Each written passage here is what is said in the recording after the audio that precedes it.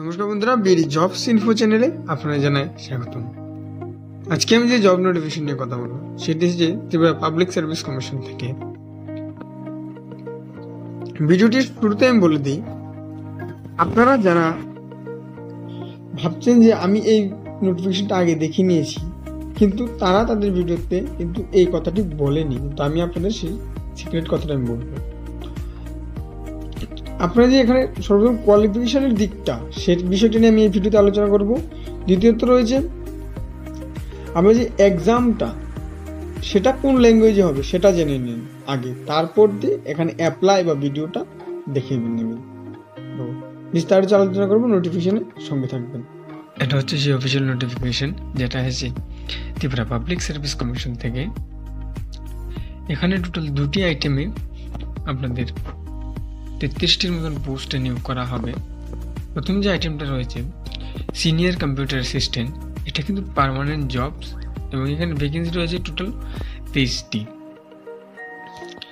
ইউআরদের জন্য 12টি, এসটিদের জন্য 7টি, এসসিদের জন্য 4টি এবং এখানে 33% কিন্তু ওমেনদের জন্য রিজার্ভেশনে রয়েছে। এবং যে আইটেম নম্বর 2 রয়েছে সেই পোস্টের নামও কিন্তু রয়েছে সিনিয়র কম্পিউটার অ্যাসিস্ট্যান্ট, কিন্তু এখানে তফাৎটা হচ্ছে এখানে একটা হচ্ছে টেম্পোরারি পোস্ট এবং একটা হচ্ছে পার্মানেন্ট পোস্ট। প্রথম যে আইটেম নম্বর 1 পোস্ট রয়েছে এটা হচ্ছে পার্মানেন্ট পোস্ট, অর্থাৎ আপনাদের যে চাকরির বয়স সেটা আপনাদের রিটায়ারমেন্টের প্রসেস হবে, এবং দ্বিতীয় যে পোস্টটা সেটা আপনাদের ত্রিপুরার গভর্নমেন্ট যে সময় আপনাদের প্রয়োজন হবে না তারা আপনাদের জানিয়ে দেবে এবং আপনাদের জবটা তখনই শেষ হবে, এবং যতদিন দরকার লাগবে আপনারা জবটা করতে পারবেন। টেম্পোরারি পোস্টে আপনার টোটাল 10টি ভ্যাকেন্সি রয়েছে, সেখানেও 33% কিন্তু ওমেনদের জন্য রিজার্ভেশনে রয়েছে। এখানে পোস্ট রয়েছে ইউআরদের জন্য 4টি, এসটিদের জন্য 4টি, এসসিদের জন্য 2টি। এখানে অনেকেই ওবিসি ক্যাটাগরি কমেন্ট করবেন যে তাদের পোস্ট, এখানে ইউআর ক্যাটাগরি যে পোস্ট রয়েছে সেখানেই তাদের পোস্ট রয়েছে এবং তাদের ফর্ম ফিল আপের সময় কিন্তু ইউআর ক্যাটাগরি দিয়ে ফর্ম ফিল আপ করতে হবে। সবথেকে যে গুরুত্বপূর্ণ বিষয় যে এডুকেশন কোয়ালিফিকেশন কি রাখা হয়েছে। এডুকেশন কোয়ালিফিকেশন রাখা আছে bachelor degree in computer application বা কম্পিউটার সায়েন্স। অনেকেই বলবেন আমরা তো এই ডিগ্রি করিনি, কিন্তু এখানে দ্বিতীয় যে কোয়ালিফিকেশন রাখা হয়েছে, আপনারা যদি প্রথমটা না থাকে দ্বিতীয়টা থাকলে অ্যাপ্লাই করতে পারবেন। সেটা হচ্ছে graduate in any discipline university, যেটা মোটামুটি গ্র্যাজুয়েট যারা সবাই অ্যাপ্লাই করতে, এবং এখানে গ্র্যাজুয়েট ছাড়া অ্যাপ্লাই করতে পারবেন না, এবং বয়সের সময়সীমাও কিন্তু এখন 21 থেকে 40 বছর রয়েছে। সঙ্গে কিন্তু আপনাদের ডিপ্লোমা কোর্স ইন কম্পিউটার লাগবে, অর্থাৎ 1 বছরের ডিসিএ কোর্স করতে হবে আপনাদের, এবং ডিজারেবল নলেজের ভিতরে আপনাদের বেঙ্গলি আর ককবরক যারা ত্রিপুরার হলে আপনারা অবশ্যই জেনে নেবেন, যে কোনো একটা শিখলেই হবে আপনাদের। এবং সবথেকে ইম্পর্টেন্ট বিষয়, কিছুদিন আগে যে ত্রিপুরা সরকার চালু করেছেন যে পিআরটিসি না থাকলে আপনি কোনো নোটিফিকেশনই অ্যাপ্লাই করতে পারবেন না, এখানেও কিন্তু তার বাধ্যবাধকতা রয়েছে, এবং আপনাদের অবশ্যই ত্রিপুরার পার্মানেন্ট রেসিডেন্ট হতে হবে এখানে অ্যাপ্লাই করার জন্য। এবং এজের যে রয়েছে সেটা আপনাদের কিন্তু কাউন্ট করা হবে 26/2/2024 থেকে, তার ভিতরে আপনাদের 21 থেকে 40 বছর হলে আপনারা এখানে অ্যাপ্লাই করতে পারবেন। এবং শিডিউল কাস্ট যারা রয়েছেন যেমন এসসি এসটি তাদের জন্য 5 বছরের এজ রিলেকশন থাকবে।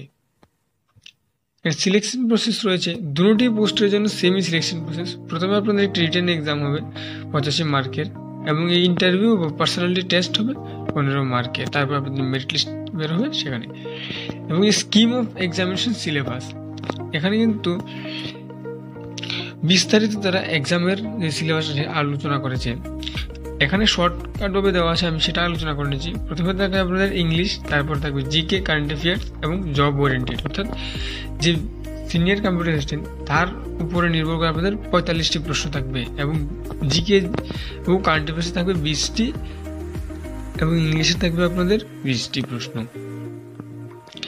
এখানে তারা বলে দিয়েছে যারাই পরীক্ষায় পাশ করবেন একটি পোস্টের জন্য মিনিমাম 5 জনকে ডাকা হবে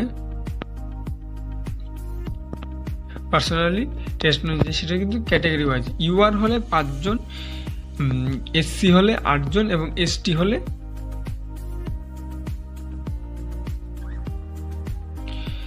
টোটাল যতটি ভ্যাকেন্সি রয়েছে তার 3 গুণ নেওয়া হবে।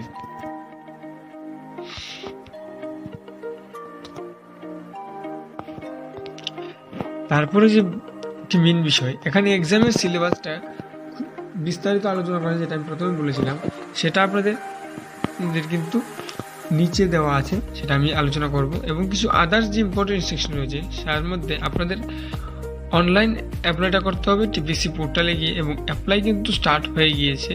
অ্যাপ্লাইয়ের লাস্ট ডেট হচ্ছে 26/2/2024।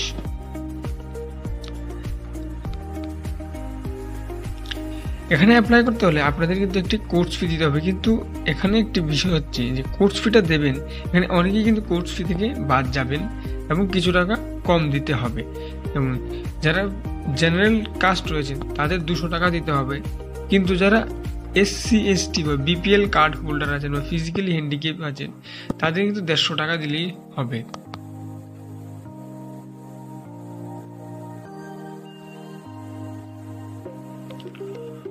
এখানে আপনারা অ্যাপ্লিকেশন করার আগে কিন্তু দেখে নেবেন যে আপনাদের ডকুমেন্টগুলো কি পারফেক্ট রয়েছে না কোনো প্রবলেম। যদি প্রবলেম থাকে সেগুলি কারেকশনের পরেই কিন্তু এখানে জমা দেবেন, নয়তো আপনাদের অ্যাপ্লিকেশনটা বাতিল করা হবে।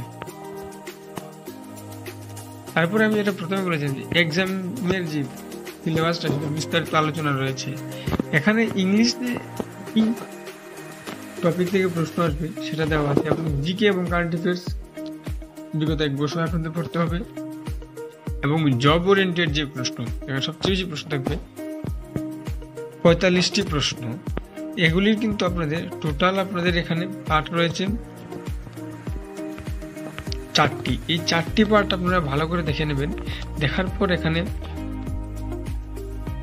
আপনারা অ্যাপ্লিকেশন করতে পারেন। এই নোটিফিকেশনটা আমি আমার ভিডিও ডিসক্রিপশনে এবং আমার হোয়াটসঅ্যাপ গ্রুপ এবং টেলিগ্রামে দিয়ে দেবো, সেখান থেকে আপনারা ডাউনলোড করে বিস্তারিত দেখে তারপরে অ্যাপ্লাই করবেন।